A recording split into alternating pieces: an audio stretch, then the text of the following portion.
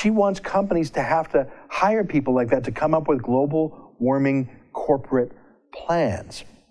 So you're a company that makes things. No, not anymore, you're not. Now you have to hire people to learn that wizard speak, that baffle gab, that BS. You have to.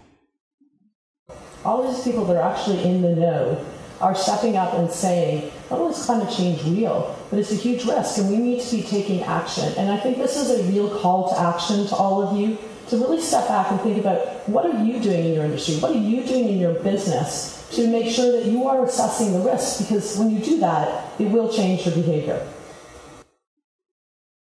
Oh, and that's called winning. That's what Catherine McKenna calls that. Look at this headline. Winning. I like winning. See, the Donald Trump winning is millions of new high-paying jobs, none of which are the result of corporate welfare like the Liberals give to Bombardier or green schemes.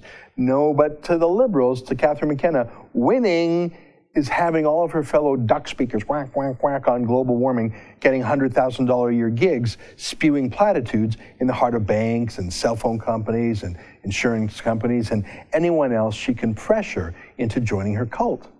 It's a shakedown.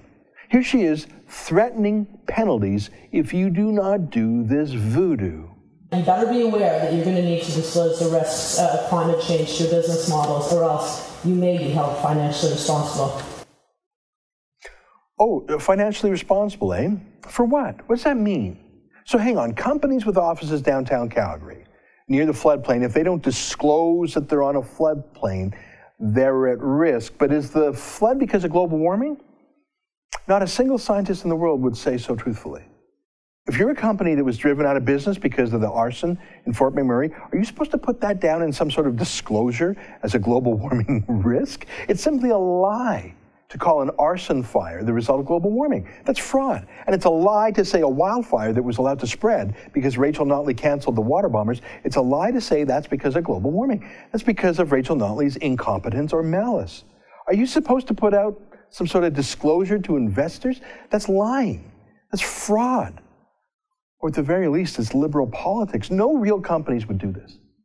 Only companies that are throwing political bones to politicians to buy them off would do it. Or companies looking to get in on some scheme, some slush fund, some government grant. No one normal does that.